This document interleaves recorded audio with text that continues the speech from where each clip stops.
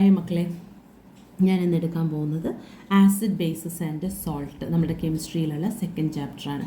ഈ chapter start ചെയ്യുന്നത് തന്നെ നമ്മൾ ഒരു ആൾ ഭക്ഷണം കഴിച്ചിട്ട് അയാൾക്ക് ഭയങ്കരമായിട്ട് ആസിഡിക് പ്രശ്നമായിട്ടിരിക്കുകയാണ്. അപ്പോൾ അയാൾക്ക് ഭയങ്കരമായിട്ട് നെഞ്ചരിച്ചിലൊക്കെ ഉണ്ട്. അപ്പോൾ നമുക്ക് എപ്പോഴും ഇങ്ങനെയുള്ള ക്വസ്റ്റ്യൻസ് ആയിരിക്കും ചോദിക്കുക. A person is suffering from acidity, what will you give, അല്ലെങ്കിൽ in this following juices which juice will you prefer എന്നൊക്കെ ചോദിക്കും. അപ്പോൾ അതിൻ്റെ അകത്ത് നമുക്ക് തന്നിട്ടുള്ളത് ലെമൺ ജ്യൂസ് ഉണ്ട്, വിനീഗർ ഉണ്ട്, ബേക്കിംഗ് സോഡ ഉണ്ട്. അപ്പോൾ നമുക്ക് ഇതിൻ്റെ അകത്ത് ആലോചിച്ചാൽ അറിയാം, ലെമൺ ജ്യൂസും വിനീഗറും ആസിഡാണ്. ഓൾറെഡി ആസിഡിക് ആയിട്ടുള്ള ഒരാൾക്ക് പിന്നെയും ആസിഡ് കൊടുക്കേണ്ട ആവശ്യമില്ല. അപ്പം ആസിഡ് ആയിട്ടുള്ള ഒരു സാധനത്തിൻ്റെ അകത്ത് ബേസാണ് ആഡ് ചെയ്യേണ്ടത്. ആ സമയത്ത് എന്താവും, അത് ന്യൂട്രലൈസ് ചെയ്തിട്ട് നള്ളിഫൈ ചെയ്തിട്ട് അതിൻ്റെ എഫക്റ്റ്. അപ്പം നമുക്ക് ഇത് പറയുന്നതിന് മുമ്പേ നിങ്ങൾക്ക് എന്താണ് ആസിഡ്, എന്താണ് ബേസ് എന്ന് ഞാൻ ജസ്റ്റ് പറഞ്ഞുതരാം. ഓക്കെ, എന്താണ് ആസിഡ്, എന്താണ് ബേസ്? ആസിഡ് ഉണ്ട്, ബേസ് ഉണ്ട്. എന്താണ് ഇത് രണ്ടും തമ്മിലുള്ള ഡിഫറൻസസ് എന്ന് നോക്കാം. ആസിഡ് എന്ന് പറഞ്ഞു കഴിഞ്ഞാൽ it is sour in taste. അതിൻ്റെ ടേസ്റ്റ് സോറായിരിക്കും. ഓക്കെ, അപ്പം നമുക്കറിയാം സോർ ടേസ്റ്റുള്ള എല്ലാ സാധനങ്ങളും, നമ്മൾ വിനീഗർ പറഞ്ഞു, അതേമാതിരി പുളിപ്പുള്ള എന്താ പറയുക നമ്മളുടെ നാരങ്ങ പറഞ്ഞു, ഇതെല്ലാം ഒരു തരം ആസിഡാണ്. ഈ ബേസ് എന്ന് പറഞ്ഞിട്ടുണ്ടെങ്കിൽ it is bitter in taste. എന്താണ് ടേസ്റ്റ്? ബിറ്റർ ടേസ്റ്റാണ്. ബേസ് ബി ആണ്, ബിറ്റർ ടേസ്റ്റ് ബി ആണ്. അപ്പോൾ ബി ആണ് വരുന്നത്.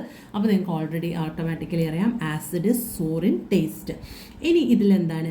ആസിഡ് ഇസ് ആക്ച്വലി ഒരു ഡിസ്ട്രക്റ്റീവ് അല്ലെങ്കിൽ കൊറോസീവ് ആയിട്ടുള്ളൊരു സാധനമാണ്. What do you say?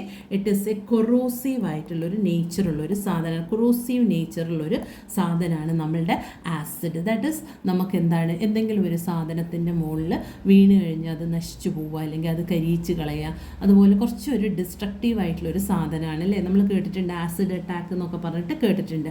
But base is actually slippery അല്ലെങ്കിൽ സോപ്പി ടെക്സ്ചറുള്ള ഒരു സാധനം. ഒരു സോപ്പി ടെക്സ്ചർ. നമ്മളുടെ ഈ സോപ്പ് ഉണ്ടല്ലോ, നമ്മുടെ സാധാരണ നമ്മളുടെ വാഷിംഗ് സോപ്പ്, ഡിറ്റർജൻറ്റ്, ഇതൊക്കെ എന്താണ്, സോപ്പി ടെക്സ്ചറുള്ള സാധനമാണ്. That is actually what it is A base. അത് ബേസാണ്. ഹാൻഡ് റൈറ്റിംഗ് ശരിയാവുന്നില്ല അല്ലേ. ഇനി ഇതിൻ്റെ അകത്ത് ഒരു ഇൻഡിക്കേറ്റേഴ്സ് ഉണ്ട്. എന്താണ് ഇൻഡിക്കേറ്റേഴ്സ്? ഇൻഡിക്കേറ്ററിൻ്റെ കളർ ഇത് മാറ്റും. What does it means? Indicator എന്ന് പറഞ്ഞാൽ എന്താണെന്ന് നമുക്ക് ആദ്യം പറയാം. അതിന് മുമ്പ് ആദ്യം ഇൻഡിക്കേറ്റർ ഞാൻ നിങ്ങൾക്ക് എക്സ്പ്ലെയിൻ ചെയ്ത് തരാം. ഓക്കെ, ഇൻഡിക്കേറ്റർ എന്താണെന്ന് പറഞ്ഞുതരാം. അതിന് മുമ്പേ ഇതിൻ്റെ ഡിഫറൻസ് പറഞ്ഞുതരാം. ഇത് ബ്ലൂ ലിറ്റ്മസ് പേപ്പറിനെ റെഡാക്കി മാറ്റും ആസിഡ്. ആസിഡ് എന്താ ചെയ്യുക? ബ്ലൂ ലിറ്റ്മസ് പേപ്പറിനെ റെഡാക്കി മാറ്റും. നിങ്ങളൊന്ന് ആലോചിച്ചു, റെഡ് എന്ന് പറഞ്ഞാൽ ഡേഞ്ചർ ആയിട്ടുള്ളൊരു കളറാണ് അല്ലേ. അപ്പം ഈ ബ്ലൂവിനെ റെഡാക്കി മാറ്റുന്നത് ആസിഡാണ്. അപ്പം എന്തായി മാറും? റെഡിനെ ബ്ലൂ ആക്കി മാറ്റുന്നത് ആരാണ്? ബേസാണ്. ഇത്രയും മനസ്സിലായോ? റെഡിനെ ബ്ലൂ ആക്കി മാറ്റുന്നത് നമ്മളുടെ ബേസാണ്. ഇത്രയുമാണ് നിങ്ങൾക്ക് ഇതിൻ്റെ അകത്ത് ആസിഡ് ആൻഡ് ബേസിൽ പറയാനുള്ളത്. ഇനി ഇതിൻ്റെ അകത്ത് നിങ്ങൾക്ക് വേറൊരു കാര്യം പറയാനുള്ളത് എന്താണെന്ന് വെച്ചിട്ടുണ്ടെങ്കിൽ, ഇൻഡിക്കേറ്റർ എന്താണ്? ഞാൻ പറഞ്ഞു ഇൻഡിക്കേറ്റേഴ്സ് എന്ന് പറഞ്ഞു. വാട്ട് ഇസ് ഇൻഡിക്കേറ്റർ എന്നുള്ളതാണ് അടുത്ത ക്വസ്റ്റ്യൻ വരുന്നത്. ഓക്കെ, ഇൻഡിക്കേറ്റേഴ്സ് എന്താണ്? Indicators, what is indicators? Indicators എന്ന് പറഞ്ഞാൽ it is a substance that helps to distinguish between substance that helps to distinguish between acid and base. ഒരു സാധനം ആസിഡ് ആണോ ബേസ് ആണോ എന്ന് നമ്മളെ ഡിഫറൻഷ്യേറ്റ് ചെയ്യാൻ സഹായിക്കുന്ന സാധനത്തിനെയാണ് നമ്മൾ എന്ത് പറയുന്നത്? ഇൻഡിക്കേറ്റേഴ്സ് എന്ന് പറയുന്നത്. നമ്മളപ്പോൾ ആദ്യം എന്താ പഠിച്ചത്? ആസിഡ് എന്താണെന്ന് നോക്കി, ബേസ് എന്താണെന്ന് നോക്കി. ആസിഡ് എന്താണ്? Actually it is sour in taste ആണ്, അത് കൊറോസീവാണ്. അതേപോലെ അതെന്താണ്? ബ്ലൂ ലിറ്റ്മസിനെ റെഡാക്കി മാറ്റും. ബേസ് അതിന് പകരം സോപ്പിയാണ്. സ്ലോപ്പിയല്ല, സോപ്പിയാണ്. അത് ബിറ്ററാണ്. അത് റെഡ് ലിറ്റ്മസിനെ ബ്ലൂ ആക്കി മാറ്റും. ഇത്രയും കാര്യം ഞാൻ പറഞ്ഞത് നിങ്ങൾക്ക് മനസ്സിലായല്ലോ. ഇൻഡിക്കേറ്റേഴ്സ് എന്ന് പറഞ്ഞാൽ എന്താ? Substance that helps to distinguish between acid and base. നിങ്ങൾക്കൊരു ആസിഡിൻ്റെ രണ്ട് ഇത് തന്നു, രണ്ട് ടെസ്റ്റ് ട്യൂബ് തന്നു. അതിൻ്റെ അകത്ത് രണ്ട് എന്താ പറയുക, ഒരു ആസിഡും ഒരു ബേസും വെച്ചു. ഓക്കെ, എ ബി എന്ന് പറയാം. അതിൻ്റെ അകത്ത് നിങ്ങൾക്ക് ഒരു ലിറ്റ്മസ് പേപ്പർ തന്നു. അപ്പം ഇത് റെഡ് ആണെങ്കിൽ നിങ്ങൾ ആദ്യം ഇതിൽ മുക്കി നോക്കുക. അപ്പം ഇത് ആസിഡാണ് അല്ലേ. അപ്പം റെഡായിട്ട് തന്നെ ഇരിക്കും ആസിഡിൽ. ആ ലിറ്റ്മസ് പേപ്പർ എടുത്തിട്ട് നിങ്ങൾ വീണ്ടും നിങ്ങളുടെ ഈ ബേസിൽ മുക്കി നോക്കുക. അപ്പം നിങ്ങൾക്ക് എന്ത് മനസ്സിലാവും? This will turn to red into blue ആയി മാറും. അപ്പോൾ നിങ്ങൾക്ക് എന്ത് മനസ്സിലായി? ദിസ് ഇസ് ബേസ് സൊല്യൂഷൻ എന്ന് നിങ്ങൾക്ക് മനസ്സിലാവും. ഇൻഡിക്കേറ്റേഴ്സ് എന്ന് പറഞ്ഞാൽ അതാണ്. ഇനി ഇതിൻ്റെ അകത്ത് നിങ്ങൾക്ക് ഇമ്പോർട്ടൻ്റ് ആയിട്ടുള്ളൊരു കാര്യം പറയാനുള്ളത്, what are the different types of indicators. നമുക്ക് എന്തെല്ലാം ഡിഫറെൻറ്റ് ടൈപ്സ് ഓഫ് ഇൻഡിക്കേറ്റേഴ്സ് ഉണ്ട് എന്നുള്ളതാണ് ഇനി പറയാൻ പോകുന്നത്. Okay, different types of indicator. One is indicator. എത്ര ടൈപ്പിലുണ്ട് നോക്കാം. ഓക്കെ, ഇൻഡിക്കേറ്റർ ഫസ്റ്റ് ഉള്ളത് നാച്ചുറൽ ഇൻഡിക്കേറ്റേഴ്സ് ഉണ്ട്. എന്താണുള്ളത്? നാച്ചുറൽ ഇൻഡിക്കേറ്റേഴ്സ് ഉണ്ട്. രണ്ടാമത്തത് സിന്തറ്റിക് ഇൻഡിക്കേറ്റേഴ്സ് ഉണ്ട്. സിന്തറ്റിക് ഉണ്ട്. Third one is olfactory indicators ഉണ്ട്. എന്താണ് ഇതിൻ്റെ ഡിഫറൻസ് എന്ന് നോക്കാം. Natural indicators the indicators which we extract from plants, നേച്ചറിൽ നിന്ന് കിട്ടുന്ന ഇൻഡിക്കേറ്റേഴ്സിനെയാണ് നമ്മൾ നാച്ചുറൽ ഇൻഡിക്കേറ്റേഴ്സ് എന്ന് പറയാം. ഈ നാച്ചുറൽ ഇൻഡിക്കേറ്റേഴ്സ് നമ്മൾ ഇതിൻ്റെ മുന്നേ പഠിച്ചിട്ടുണ്ട് അല്ലേ. നമ്മൾ എന്തൊക്കെയാണ് പഠിച്ചത്? റെഡ് ക്യാബേജ് അല്ലെങ്കിൽ പർപ്പിൾ ക്യാബേജ്. റെഡ് ക്യാബേജ് എന്ന് പറയുന്ന ക്യാബേജ് ഒരു നാച്ചുറൽ ഇൻഡിക്കേറ്ററാണ് അല്ലേ. പിന്നെ അതേപോലെ ടേർമറിക് എന്ന് പറഞ്ഞിട്ടുണ്ടെങ്കിൽ ഒരു നാച്ചുറൽ ഇൻഡിക്കേറ്ററാണ്. നിങ്ങൾ കണ്ടിട്ടുണ്ടാവും അമ്പലത്തിൽ ചില സമയത്ത് നമുക്ക് പോയി കഴിഞ്ഞാൽ കുങ്കുമം കിട്ടും. ആക്ച്വലി അതെന്താണ്? മഞ്ഞളും ചുണ്ണാമ്പും കൂടി കൂടിയതാണ്. ഓക്കെ, ഈ ചുണ്ണാമ്പ് ബേസാണ്. അത് ഈ ഒരു ടർമറിക്കിൽ വരുന്ന സമയത്ത് അതിൻ്റെ അകത്ത് അവർ കുറച്ച് ആസിഡ് കൂടി, അതായത് ലെമൺ ജ്യൂസും കൂടി മിക്സ് ചെയ്യുന്ന സമയത്ത് അതിൻ്റെ കളർ എന്തായി മാറും? അത് റെഡായിട്ട് മാറുന്നതാണ്. അപ്പോൾ turmeric is A natural indicator. Then അതേപോലെ വരുന്നതാണ് ഒന്ന് ചൈന റോസ്. ഒരുപാട് നാച്ചുറൽ ഇൻഡിക്കേറ്റേഴ്സ് ഉണ്ട്. അതിൽ ഏറ്റവും ഇമ്പോർട്ടൻറ്റ് വൺ ഇസ് ലിറ്റ്മസ് എന്ന് പറഞ്ഞാൽ അതൊരു നാച്ചുറൽ ഇൻഡിക്കേറ്റേഴ്സാണ്. അത് ലൈക്കൻസ് എന്ന് പറയുന്ന ഒരു പ്ലാന്റിൽ നിന്നും എക്സ്ട്രാക്ട് ചെയ്തതാണ് ഈ ലിറ്റ്മസ് എന്ന് പറയുന്നത്. Actually it is of the purple കളറാണ്. അതെന്ത് കളറാണ്?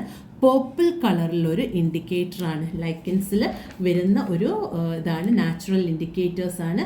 അതിൻ്റെ colour is actually purple and it is neutral ആണ്. അതിൻ്റെ ഇതെന്താണ്, എന്താ പറയുക, നമ്മളുടെ അതിൻ്റെ സൊല്യൂഷൻ എന്താണെന്നാണ് പറയുക?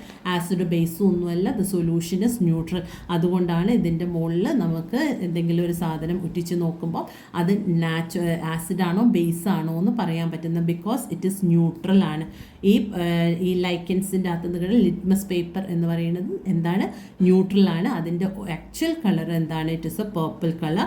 ഇനി നമുക്ക് ഇതിൻ്റെ അകത്ത് പറയാനുള്ളത് ഒരു ചൈന റോസ്, നമ്മളുടെ ചെമ്പരത്തി, ഇതൊക്കെ എന്താണ്? ചെമ്പരത്തീൻ്റെ അകത്ത് നിങ്ങൾ വെള്ളത്തിൻ്റെ ആ കളറ് ചൂടുവെള്ളത്തിൻ്റെ അകത്ത് കുറച്ച് നേരം ഇടാം. അപ്പോൾ നിങ്ങൾക്ക് ആ വെള്ളത്തിൻ്റെ കളറും നിങ്ങൾക്ക് അതേമാതിരി തന്നെ റെഡ് കളറിൽ കിട്ടും. അതിൻ്റെ അകത്ത് നമ്മളൊരു നാരങ്ങ നീരൊക്കെ ഒഴിച്ചു കഴിഞ്ഞാൽ അതിൻ്റെ കളറ് പേർപ്പിളായിട്ട് മാറുന്നതൊക്കെ കാണാൻ പറ്റും. So China rose is also A kind of natural indicators. ഇനി സിന്തറ്റിക് ഇൻഡിക്കേറ്റേഴ്സ് എന്താണ്? That is made in laboratories. Okay, methyl orange, ഇത് മെസ്സി ആയിട്ടുണ്ട് അല്ലേ. Methyl orange is one of the thing. അപ്പോൾ നമ്മൾ ഫസ്റ്റ് പറഞ്ഞു natural indicators. Next is synthetic. എന്താണ്?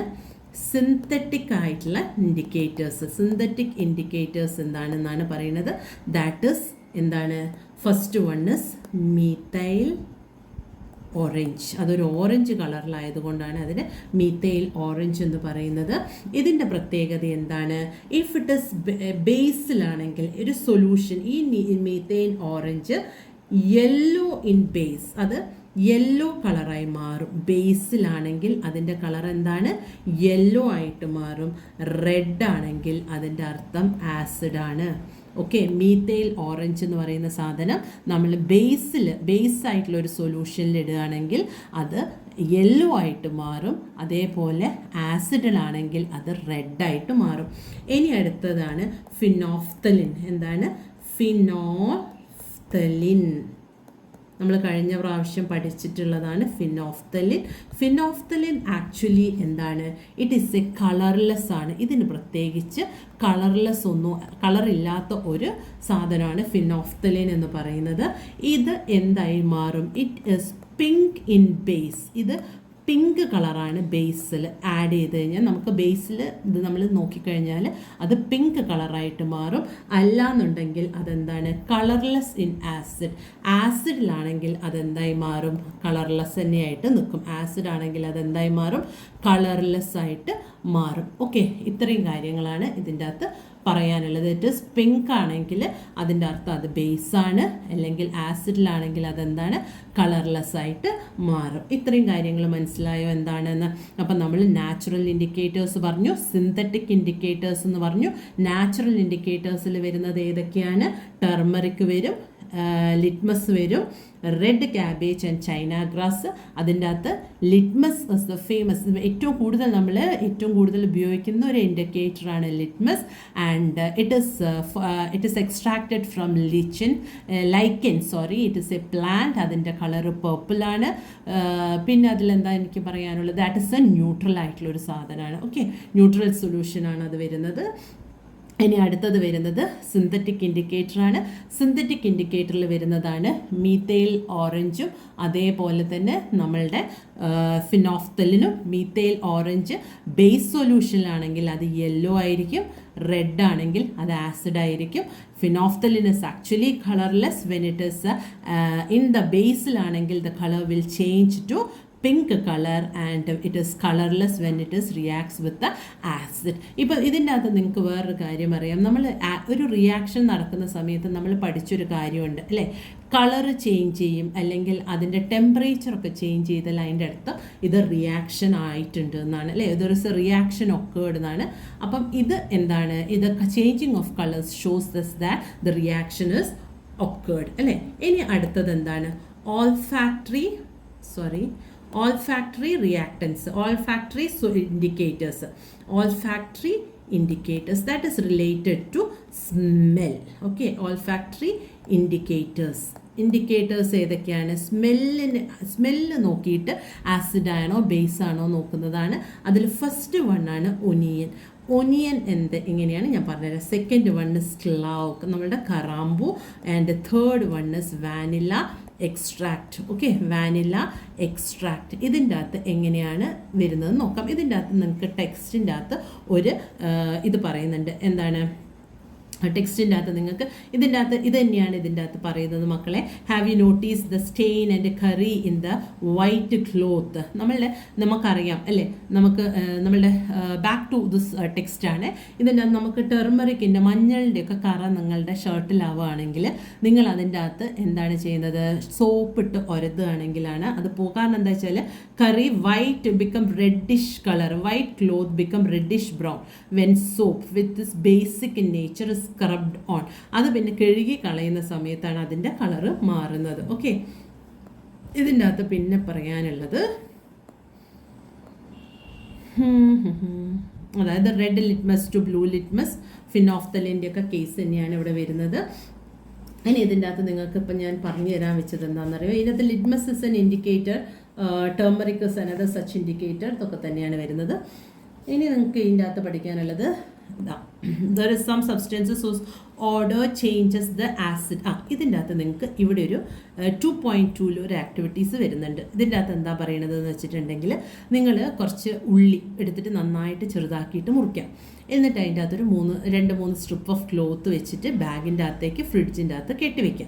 അങ്ങനെ കുറേ നേരം കെട്ടിയിട്ട് രാവിലെ ആകുമ്പോൾ നിങ്ങൾ ആ ക്ലോത്ത് എടുത്ത് നോക്കിയാൽ ക്ലോത്തിന് ആ ഉള്ളീൻ്റെ മണം ഉണ്ടാവും. ഓക്കെ, ഈ ഒരു സാധനം നിങ്ങൾ എന്ത് ചെയ്യുക, ആസിഡിൽ മുക്കുകയാണ്. ഓക്കെ, അതേപോലെ തന്നെ വേറൊരു ക്ലോത്ത് എടുത്തിട്ട് ബേസിൽ മുക്കുക.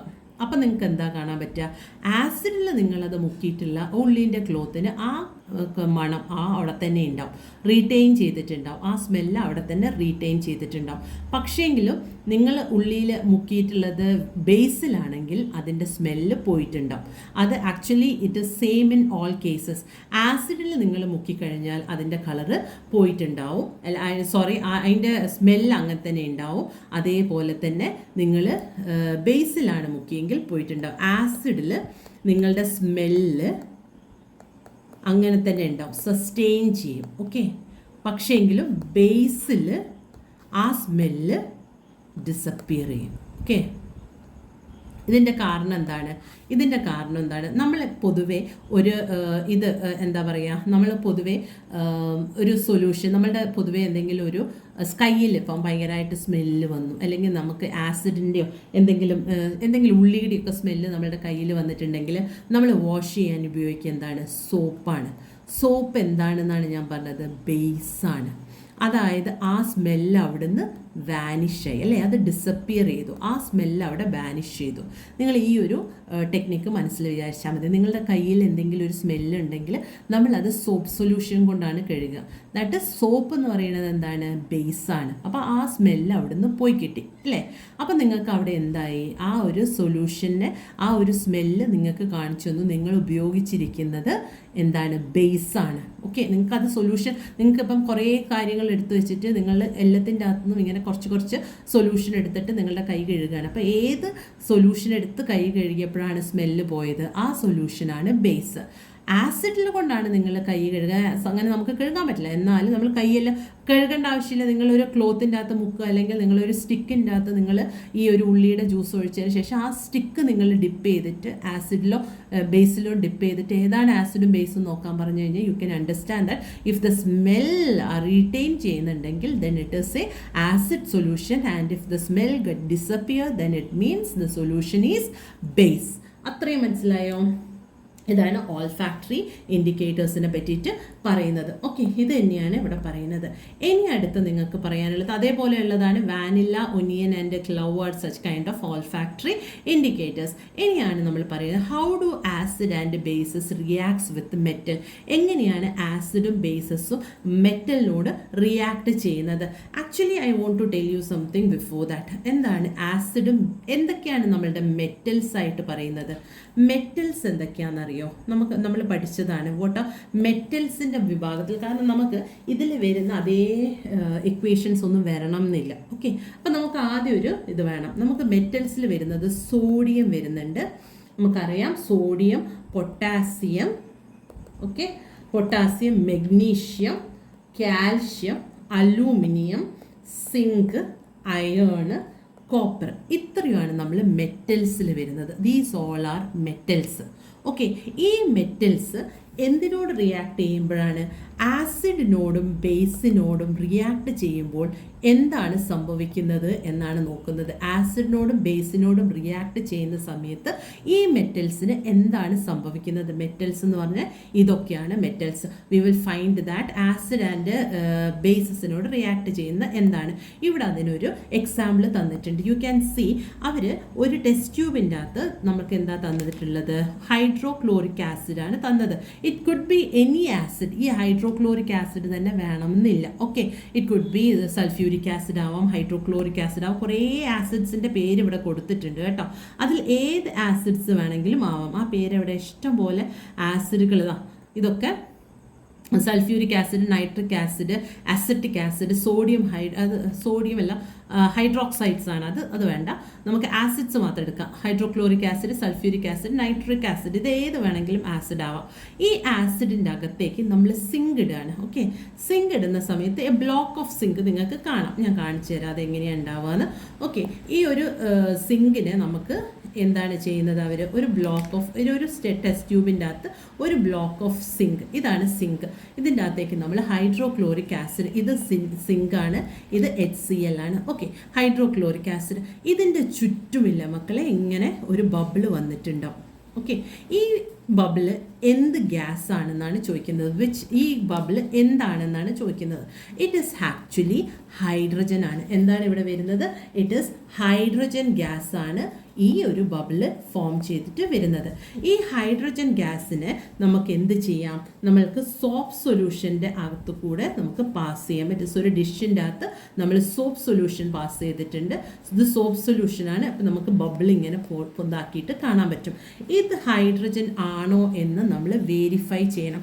ഈ വന്ന ഗ്യാസ് ഹൈഡ്രജൻ ആണോ നോക്കണമെങ്കിൽ നമുക്ക് ഒരു മെഴുകുതിരിയോ അല്ലെങ്കിൽ അതേപോലെ എന്താ പറയുക, നമുക്കൊരു തീപ്പെട്ടിയോ കത്തിച്ചിട്ട് ഇതിൻ്റെ അടുത്തേക്ക് വെച്ചിട്ടുണ്ടെങ്കിൽ it will burst with a pop sound. അതിന് it will the flame will light with a ഒരു പോപ്പ് സൗണ്ട് കൊണ്ട് നമുക്ക് ഈ ഒരു ഫ്ലെയിം ഇങ്ങനെ കത്തുന്നത് കാണാം. That means the gas is hydrogen. ഇത് വളരെ വ്യക്തമായിട്ട് ഈ ചിത്രം ഒന്ന് നോക്കണ്ട, ഇതിൻ്റെ അകത്ത് നിങ്ങൾ കണ്ടു കഴിഞ്ഞാൽ പറ്റും. Burning of hydrogen gas with a pop sound, അതാണ് ഇവിടെ ഉണ്ടാവുന്നത്. നിങ്ങൾക്ക് മനസ്സിലായോ? ഇവിടെ സിങ്ക് ഉണ്ട്, സിങ്കിൻ്റെ അകത്തേക്ക് നമ്മൾ ഹൈഡ്രോക്ലോറിക് ആസിഡ് ഉണ്ടായിട്ടുണ്ട്. ആ ഹൈഡ്രോക്ലോറിക് ആസിഡ് ഇടുന്ന സമയത്ത് ഇവിടെ കുറേ ബബിൾസ് ഉണ്ടായിട്ടുണ്ട്. ആ ബബിൾസ് ആക്ച്വലി എന്താണ്? ഹൈഡ്രജൻ ആണ്. അത് ഹൈഡ്രജൻ ആണോ എന്ന് ഇതിൻ്റെ ഉള്ളിൽ നിന്ന് നമുക്ക് കാണാൻ പറ്റില്ല. ദാറ്റ് ഇസ് വൈ അതിനൊരു കണക്ട് ചെയ്തിട്ട് നമ്മളൊരു സോപ്പ് സൊല്യൂഷൻ വഴി കൊടുത്തയച്ചു. ആ സോപ്പ് സൊല്യൂഷൻ്റെ അകത്ത് ബബിൾസ് വന്നു. ആ ബബിൾസിൻ്റെ അടുത്ത് നമ്മൾ ലൈറ്റ് കത്തിച്ച് നോക്കുമ്പം it burns with a pop sound which shows that the bubble is actually എന്താണ്? അത് നമ്മളുടെ ഹൈഡ്രജൻ ആണെന്ന് മനസ്സിലായി. ഓക്കെ, ഇത്രയും മനസ്സിലായോ? ഇത്രയും മനസ്സിലായില്ലേ? ഇനി നമുക്ക് എന്താണ് വേണ്ടത്? ദിസ് ഇസ് ഹൈഡ്രജൻ എന്ന് മനസ്സിലായി. അപ്പോൾ ഇവിടെ എന്താ ഉണ്ടായത്? ഒരു ആസിഡും ഒരു മെറ്റലും കൂടി റിയാക്ട് ചെയ്യുന്ന സമയത്ത്, ഒരു ആസിഡ് ഞാൻ പറഞ്ഞു ഏതൊക്കെ മെറ്റൽസ് ആണുള്ളത്, ആ മെറ്റൽസും ആസിഡ്സും, ഇത് ഞാൻ നിങ്ങൾക്ക് ആദ്യം ഏതൊക്കെ മെറ്റലാണെന്ന് പറയാൻ കാരണം ഒരിക്കലും ഇവിടെ സിങ്കും ഹൈഡ്രോക്ലോറിക് ആസിഡും മാത്രമായിരിക്കില്ല വരിക. ഏതെങ്കിലും ഒരു മെറ്റലും ഏതെങ്കിലും ഒരു ആസിഡും കൂടി റിയാക്ട് ചെയ്ത് കഴിഞ്ഞാൽ എപ്പോഴും നിങ്ങൾക്ക് അറിയണം അതിലൊരു ഹൈഡ്രജൻ ഗ്യാസ് ആൻഡ് സോൾട്ട് ഉണ്ടാവും. It is very important. എന്താണ്? ഒരു മെറ്റലും ഒരു ആസിഡും തമ്മിൽ റിയാക്ട് ചെയ്യുകയാണെങ്കിൽ എന്താണ് മക്കളെ? ഒരു മെറ്റലും അതേപോലെ അതിൻ്റെ കൂടെ ഒരു ആസിഡും കൂടി റിയാക്ട് ചെയ്യുകയാണെങ്കിൽ അതിൻ്റെ സോൾട്ടും അതേപോലെ തന്നെ അതിൻ്റെ ഹൈഡ്രജനുമാണ് ഉണ്ടാവുക. ഇനി സോൾട്ട് എന്ന് പറഞ്ഞാൽ എന്താണെന്ന് നിങ്ങൾക്ക് അറിയാം മക്കളെ? നിങ്ങൾ കഴിഞ്ഞ കൊല്ലം പഠിച്ചതാണ്. Salt is the metal. നിങ്ങളുടെ ആ മെറ്റൽ, നിങ്ങൾ ഏത് മെറ്റലാണോ ഉള്ളത് ആ മെറ്റലും ആ ആസിഡിൻ്റെ റാഡിക്കൽസും കൂടിയതാണ്. ആസിഡിൻ്റെ റാഡിക്കൽസ്. എന്താണ് റാഡിക്കൽസ് എന്ന് പറഞ്ഞു കഴിഞ്ഞാൽ? റാഡിക്കൽസ് എന്ന് പറഞ്ഞാൽ part of than acid that remains after removing hydrogen. ആ ഹൈഡ്രജൻ, ഇപ്പം ഞാൻ ഹൈഡ്രോക്ലോറിക് ആസിഡ് എന്നാണ് പറഞ്ഞെങ്കിൽ ആ ഹൈഡ്രജൻ റിമൂവ് ചെയ്തിട്ടുള്ള പാർട്ട് പ്ലസ് എന്താണ്? ആ പാർട്ട് പ്ലസ് എന്താണ് മക്കളെ വരുന്നത്? അതിൻ്റെ മെറ്റലും കൂടിയതാണ് എന്ത്? റാഡിക്കൽസ് എന്ന് പറയും. ഞാൻ കാണിച്ചു തരാം. ഇപ്പം ഞാൻ പറഞ്ഞല്ലോ മെറ്റലും ആസിഡും കൂടിക്കഴിഞ്ഞാൽ നമുക്ക് എന്താ കിട്ടുക? റിയാക്ട് ചെയ്ത് കഴിഞ്ഞാൽ സോൾട്ട് ആൻഡ് ഹൈഡ്രജൻ. ഇനി സോൾട്ട് ആൻഡ് ഹൈഡ്രജൻ എന്താണെന്ന് ഞാൻ പറഞ്ഞുതരാം. ഇപ്പം നമുക്ക് എന്താ ഉള്ളത്? ഇപ്പം ചെയ്തത് സിങ്കും അതേമാതിരി നമ്മൾ HCl ആണ് അല്ലേ? സിങ്കും ഹൈഡ്രോക്ലോറിക് ആസിഡും കൂടിയാണ് ചെയ്തത് അല്ലേ? അപ്പം നമുക്ക് എന്താ കിട്ടുക? Zinc chloride. ഓക്കെ, പ്ലസ് എന്താണ് വരിക? ഹൈഡ്രജനാണ് വരിക. ഓക്കെ, ഇതാണ് വരിക. നമുക്ക് ഇതിന് പകരം നമുക്ക് എന്താണ് കിട്ടുക? സിങ്കും നമ്മൾ അതേപോലെ തന്നെ ഹൈഡ്രജനുമാണ് നമുക്ക് ഇതിൻ്റെ അകത്ത് കിട്ടുക. ഇതിൻ്റെ അകത്ത് അതേപോലെ തന്നെ വരുന്നതാണ് നമുക്ക് വേറെ ഒരു കാര്യം. സൾഫ്യൂരിക് ആസിഡ്, നമ്മളുടെ H2SO4ഉം അതേപോലെ സിങ്കും. ഓക്കെ, അത് രണ്ടും കൂടിയാൽ എന്താണ് നമ്മൾ കാണുക? നമ്മൾ ആദ്യം പറഞ്ഞു സോൾട്ട് എന്ന് പറഞ്ഞു. സോൾട്ട് എന്ന് പറഞ്ഞാൽ ഞാൻ നിങ്ങളോട് പറഞ്ഞു എന്താണ്? മെറ്റലും അതേപോലെ ആസിഡിൻ്റെ റാഡിക്കൽസും. എന്താണ്? ആസിഡിൻ്റെ റാഡിക്കൽസും. ഓക്കെ, ഈ റാഡിക്കൽസ് എന്ന് പറഞ്ഞു കഴിഞ്ഞാൽ എന്താണെന്നാണ് ഞാൻ പറഞ്ഞത്. ഇത് മനസ്സിലാക്കിയ എളുപ്പമാണ് കേട്ടോ. റാഡിക്കൽസ് എന്ന് പറഞ്ഞാൽ പാർട്ട് ഓഫ് ആസിഡാണ്. ആസിഡിൻ്റെ ഒരു പാർട്ടാണ് that remains after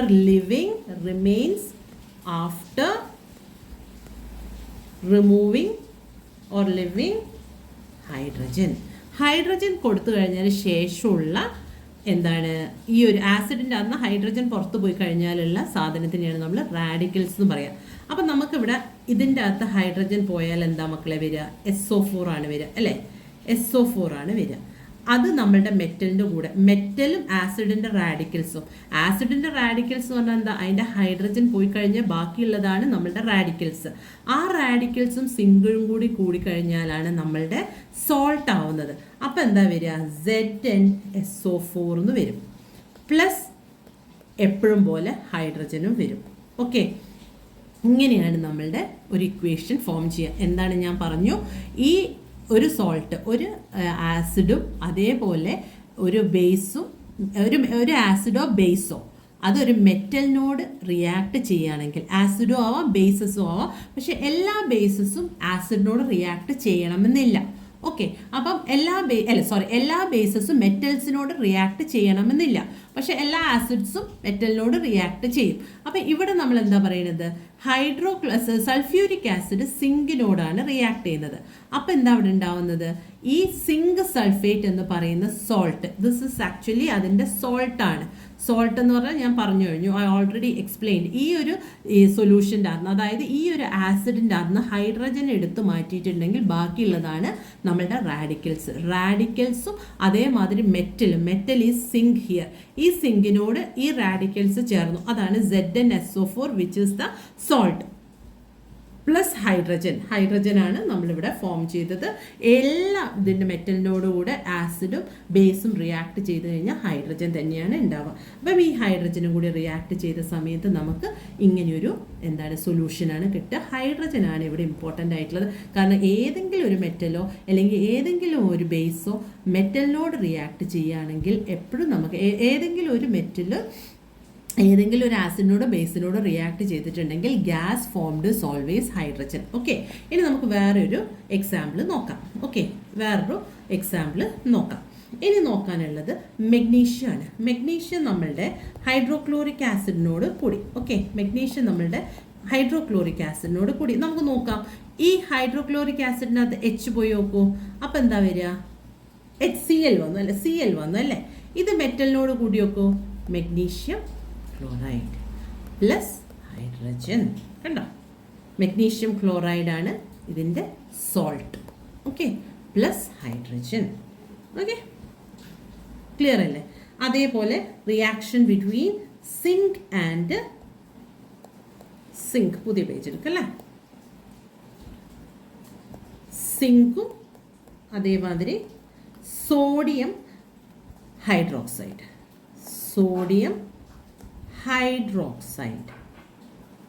what is sodium hydroxide? ഇനി നമുക്ക് ബേസ് എന്തൊക്കെയാണെന്ന് നോക്കാം. What are the bases? നമ്മൾ നേരത്തെ മെറ്റലാണ് പഠിച്ചത്, ഇനി ബേസസ് എന്തൊക്കെയാണെന്ന് നോക്കാം. ബേസസ് ഏതൊക്കെയാണ് മക്കളെ വരുന്നത്? ബേസസ് എന്ന് പറയുന്നത് സോഡിയം ഹൈഡ്രോക്സൈഡ്, ഇത് പഠിക്കണേ, NaOH, this is sodium hydroxide. Potassium hydroxide and calcium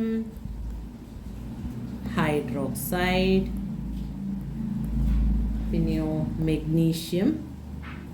ഇത്രയാണ് നമുക്ക് ഇതിൻ്റെ അകത്ത് പഠിക്കാനുള്ള hydroxide. Okay, these all R bases. Okay, അപ്പം ഈ ബേസസ് എല്ലാം തന്നെ നമ്മളുടെ ആസിഡിനോട് റിയാക്ട് ചെയ്യാൻ പോവുകയാണ്. അപ്പം നമുക്ക് ഒരു ഇതാണ് പഠിക്കാനുള്ളത്, സിങ്ക് സോഡിയം ഹൈഡ്രോക്സൈഡിനോട് റിയാക്ട് ചെയ്യാൻ പോവുകയാണ്. Zinc is a metal, sodium hydroxide is a base. അത് എന്തിനോട് റിയാക്ട് ചെയ്തു? നമ്മളുടെ മെറ്റലിനോട് റിയാക്ട് ചെയ്താൽ നമുക്ക് കിട്ടുന്നത് എന്താണെന്നറിയോ? Na2ZnO2 which is plus hydrogen. ഇതാണ് നമ്മൾ ഇതുവരെ പഠിക്കാത്തൊരു കാര്യമാണ്, സോഡിയം സിങ്കേറ്റ്. എന്താണ് മക്കളെ? സോഡിയം സിങ്കേറ്റ്. സോഡിയം ഹൈഡ്രോക്സൈഡ് ആയിട്ടുള്ള ബേസ് മെറ്റൽ ആയിട്ടുള്ള സിങ്കിനോട് റിയാക്ട് ചെയ്തപ്പോൾ നമുക്ക് കിട്ടിയത് സോഡിയം സിങ്കേറ്റ് പ്ലസ് ഹൈഡ്രജൻ. എപ്പോഴും ഹൈഡ്രജൻ മറക്കരുത്. When A base or acid reacts with a metal there will always a formation of a salt and hydrogen. ഏതാണ് ഗ്യാസ്? ഹൈഡ്രജൻ. ഇത് കുറേ കാര്യങ്ങൾ വരുന്ന സമയത്ത് ഈ ഹൈഡ്രജനെ നമ്മൾ മറന്നു പോകും. അതുകൊണ്ടാണ് ഞാൻ ഈ ഹൈഡ്രജൻ പല പ്രാവശ്യം റിപ്പീറ്റ് ചെയ്തിട്ട് പറയുന്നത്. നിങ്ങൾ അടുത്ത പ്രാവശ്യം മറക്കരുത്. ഇനി നിങ്ങൾക്ക് പഠിക്കാനുള്ളത് വേറൊരു റിയാക്ഷനാണ്. വേറൊരു റിയാക്ഷൻ എന്താണ്? മെഗ്നീഷ്യമാണ്. Magnesium plus hydrochloric acid. മെഗ്നീഷ്യവും ഹൈഡ്രോക്ലോറിക് ആസിഡും കൂടി റിയാക്ട് ചെയ്ത് കഴിഞ്ഞാൽ എന്താ ഉണ്ടാവുക? നമുക്കറിയാം, നമ്മൾ ഹൈഡ്രജനെ ഇവിടെ നിന്ന് എടുത്തു മാറ്റി ഈ Mg ഇങ്ങോട്ടേക്ക് വന്നു. അപ്പോൾ നമുക്ക് എന്ത് കിട്ടി? MgCl which is plus hydrogen. ഇതിൻ്റെ ഒരു സോൾട്ടാണ്, Cl2. ഇറ്റ് ഇസ് എ സോൾട്ടാണ്, ദിസ് ഇസ് എ ഗ്യാസ് ആണ്. ഓക്കെ, ഇതാണ് അടുത്ത റിയാക്ഷൻ. ഓക്കെ, ഇത്രയും പഠിച്ചല്ലോ. ഈ റിയാക്ഷൻ കഴിഞ്ഞു. ഇനി നമുക്ക് പഠിക്കാനുള്ളത് റിയാക്ഷൻ with metals ഇനി നമുക്ക് പഠിക്കാനുള്ളത് ഇനി അതിൻ്റെ മുമ്പേ നമുക്ക് ഇവിടെ ഒന്ന് ഇനി എന്തെങ്കിലും നമ്മൾ വിട്ടിട്ടുണ്ടോ നോക്കാം. ഇതിപ്പോൾ ഞാൻ പറഞ്ഞ സോഡിയത്തിൻ്റെ നമ്മളുടെ സിങ്കിൻ്റെയും ഇതാണ്. ഇനി നമുക്ക് ഈ ഒരു ഫോർമേഷൻ ഇതെന്താണ്, ഹൗ മെറ്റൽസ് കാർബണേറ്റ്, നമ്മളിവിടെ ഇതൊക്കെ ഞാൻ എക്സ്പ്ലെയിൻ ചെയ്ത് കഴിഞ്ഞതാണ് കേട്ടോ. ആസിഡും മെറ്റലും കൂടി റിയാക്ട് ചെയ്ത സോൾട്ട് ആൻഡ് ഹൈഡ്രജൻ ഗ്യാസ് ആണ് ഉണ്ടാവുന്നത്. ഓക്കെ, ഇതിൽ അതാണ് zinc metal dipped in sodium ഹൈഡ്രോക്സൈഡിൽ മിക്സ് ചെയ്തു. ആ സമയത്ത് എന്താണ് സോഡിയം ഹൈഡ്രോക്സൈഡിനകത്ത് മിക്സ് ചെയ്തു സിങ്ക്. അപ്പം ഇവിടെ സോഡിയം സിങ്കേറ്റും ഹൈഡ്രജനും കിട്ടി. ഓക്കെ, ഇനി how do metal carbonates and metal hydrogen carbonates or metal bicarbonates reacts with acid. Okay, ഇത് രണ്ടാമത്തെ പോർഷനാണ്. ഇന്ന് തന്നെ എടുക്കണോ അല്ലെങ്കിൽ നാളെ എടുത്താൽ മതിയോ? നാളെ എടുക്കാം അല്ലേ? എല്ലാം കൂടി നിങ്ങൾ കൺഫ്യൂഷൻ ആക്കണ്ട. സോ നമ്മൾ ഇത്രയാണ് ഇവിടെ വരെയുള്ള എല്ലാ സാധനങ്ങളും നിങ്ങൾക്ക് ഞാൻ എക്സ്പ്ലെയിൻ ചെയ്ത് തന്നിട്ടുണ്ട്. ഇതിൻ്റെ അകത്ത് ഞാൻ പറഞ്ഞു തന്ന മെറ്റൽസും ബേസസും ഓർത്ത് വെക്കണം. കാരണം അതേ പ്ലസ് ഏതെങ്കിലും ഒരു ആസിഡ് ആണ് നിങ്ങൾക്ക് റിയാക്ഷൻ തന്നത് എങ്കിൽ നിങ്ങൾ ഞാൻ പറഞ്ഞത് ഓർക്കേണ്ടത് എന്താണ്, അതിൻ്റെ ആസിഡില്ലാത്ത ഹൈഡ്രജൻ മാറ്റിയിട്ട് അതിൻ്റെ ബാക്കിയുള്ള റാഡിക്കൽസ് മെറ്റലുമായിട്ട് ആഡ് ചെയ്തിട്ട് എഴുതുക പ്ലസ് ഹൈഡ്രജൻ. അതാണ് ആ ഒരു ഫോർമുല. ആ ഒരു സാധനം നിങ്ങൾക്ക് ഏതൊരു ക്വസ്റ്റ്യൻ വന്നു കഴിഞ്ഞാലും നിങ്ങൾക്ക് മനസ്സിലാക്കേണ്ടതാണ്. ഓക്കെ, ഇത്രയും ഞാനിപ്പോൾ പഠിപ്പിക്കുന്നുള്ളൂ. കാരണം എല്ലാം കൂടി പറഞ്ഞു കഴിഞ്ഞാൽ നിങ്ങൾക്ക് ഭയങ്കര കൺഫ്യൂഷനാണ്.